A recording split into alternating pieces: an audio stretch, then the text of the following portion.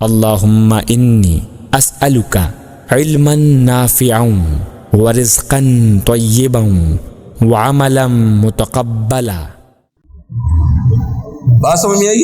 میں آج کل پڑھ رہا تھا بخاری شریف سے تو مجھے وہ ایک حدیث پاک سامنے آ گئی، اور آج کل وہ بڑے عرصے سے وہ بڑا مسئلہ چلا ہوا ہے کہ جی سیدہ پاک گئیں صدیق اکبر کے پاس اور جا کر مانگا۔ پہلے تو میں معذرت کے ساتھ میں کسی پر تنقیدی بات نہیں کر رہا، میں آپ کو صرف بات سمجھا رہا۔ اگر کوئی بندہ حضرت جی کوئی بندہ سوال پوچھے، سوال کرنا خطا کی علامت نہیں ہوتا، سوال کرنا خطا کی علامت نہیں ہوتا، سوال کرنا خطا کی علامت نہیں ہوتا، پہلی بات تو یہ۔ دوسرا، ہم سب آپ بخاری سے اٹھا کے دیکھیں، بخاری شریف کے اندر یہ لفظ ہی نہیں ہے کہ سیدہ مانگنے گئی،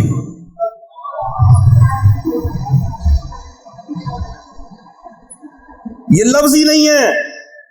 میں دیکھ رہا تھا تو میں حوالہ رکھ لیا، حضرت سیدہ عائشہ پاک اس حدیث کو روایت کرتی ہیں کہ سنیں، ان عائشہ رضی اللہ تعالی عنہ ان فاطمہ بنت النبی صلی اللہ علیہ وسلم، اب توجہ فرمائیں، ارسلت الی ابی بکر، آپ گئی نہیں، آپ نے اپنے گھر سے پیغام بھیجا، گھر سے پیغام بھیجا۔ اب جنہوں نے ساری عمارت اس پہ کھڑی کی ہوئی ہے کہ وہ منگن گئیاں،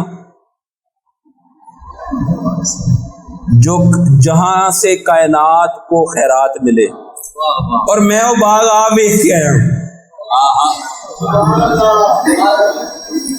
ٹوٹل 50 درخت نے ہوندے 50 یا 55 درخت، ایمین۔ تو مجھے اور جس میں اگر حصے دار ہیں تو پھر سب حصے دار ہیں، ازواج پاک بھی حصے دار ہیں، سب حصے دار ہیں، تو اس 50 درختوں میں سے اگر 3-4 درخت بنتے بھی ہیں تو آپ کی عقل مانتی ہے کہ سیدہ مانگنے کی؟ یہ ایسے ہی امت کو عجیب دھوکے میں ڈالا ہوا ہے۔ میں پوری حدیث پڑھ دوں، چلو ساری پڑھ دوں۔ ارسلت الی ابی بکر تسألہ میراثها من رسول اللہ صلی اللہ علیہ وسلم مما افاء اللہ علیہ بالمدینۃ وفدق وما بقی من خمس خیبر، کہ آپ نے پیغام بھیجا کہ وہ جو میرے خمس میں جو چیز آتی ہے اس کے بارے میں آپ کا کیا کہنا ہے۔ حضرت ابوبکر سے پوچھا آپ کا کیا کہنا ہے، اور آگے حضرت ابوبکر نے کیا جواب دیا؟ سبحان اللہ، ان رسول اللہ صلی اللہ علیہ وسلم قال لا نورث ما ترکنا صدقۃ۔ حضرت ابوبکر صدیق نے اس میں کوئی رائے نہیں دی، حضور کا فرمان سامنے رکھ دیا کہ مصطفیٰ کریم علیہ السلام نے فرمایا، ہم نے حضور سے سنا کہ نبیوں کی وراثت نہیں ہوتی، جو بھی ہو وہ صدقہ کر دیا جاتا ہے۔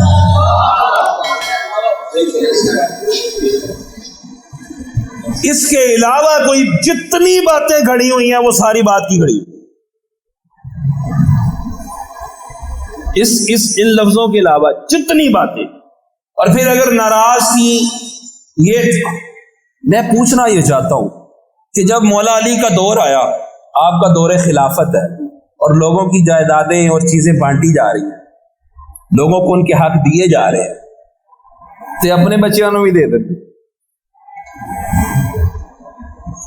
اس لیے میں اس پہ میں کوئی میرا مقصد تفصیلی بات کرنا نہیں ہے، ہمارے علماء کو بھی سوچنا چاہیے، اور ہمارے بہت ہی مناظر اسلام مولانا سعید اسد صاحب رحمۃ اللہ علیہ استاد گرامی، وہ بڑی خوبصورت بات فرماتے تھے، آپ نے فرمایا، اور میرا بھی یہی موقف ہے، اور اس حدیث سے میں یہی استدلال کرتا ہوں، آپ نے فرمایا کہ پہلی گل تے اے وے کہ یہ گل ہی غلط ہے کہ وہ منگن گئی ہیں،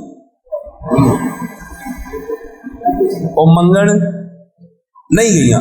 اب جا کے مانگنا اور صرف پیغام بھیج کر مسئلہ پوچھنا اور اس کے جواب پر مطمئن ہو جانا، یہاں سے کوئی بندہ ثابت کرے کہ ناراض ہوئی.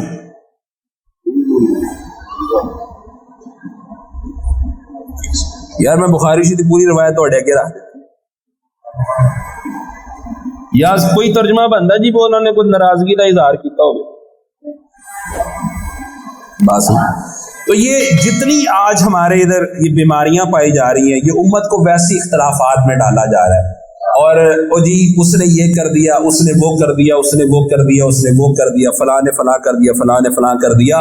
یہ بات ذہن میں رکھو کہ کربلا کے میدان کے اندر سیدنا امام حسین رضی اللہ تعالیٰ عنہ کے لیے جس بندے نے سارے رستے بند کیے، مذاکرات کے رستے، واپسی کے رستے، آگے جانے کے رستے، سارے رستے جس بندے نے بند کیے اس کا نام ہو رہا ہے.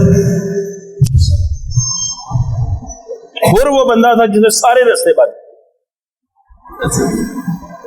لیکن جب اس نے توبہ کی، جب امام حسین نے اسے قبول کیا، تو جس کو امام حسین قبول کرے، آئے یزید کے لشکر کی طرف سے سارے مذاکرات کی ناکامی کا باعث وہ ہو، لیکن جب حسین غلامی میں قبول کرے تو حضرت حر بن جائے. اور پوچھنا یہ چاہتا ہوں، اور کسی بندے کو حضرت حر کی عظمت پر اعتراض نہیں ہوتا. ہر بندہ یہ کہتا ہے حضرت حر کمائنہ آزاد، حضرت حر جنتی ہے، حضرت حر غلام حسین ہے. پوچھنا یہ چاہتا ہوں جس کی خطاؤں پر حضرت حسین قبول کر کے معافی دے، وہ تو ہر چیز سے آزاد ہے. ارے جن کو مصطفیٰ قبول فرمائے،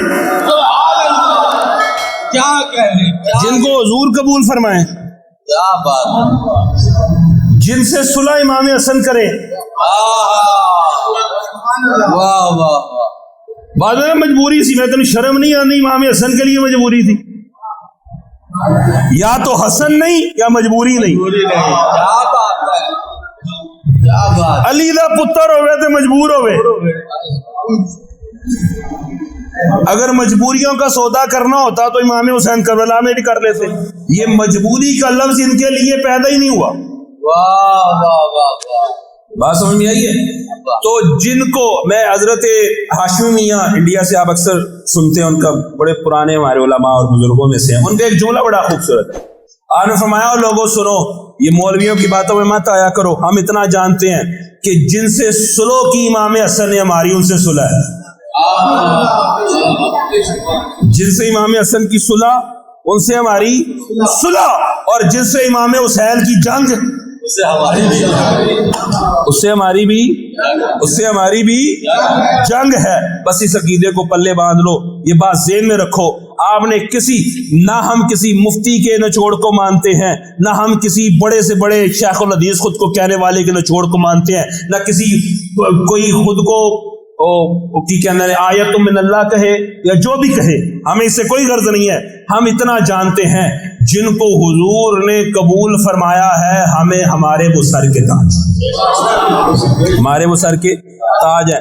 یہ کہ ہم نے جس کو بھی مانا ہے کس وجہ سے مانا ہے؟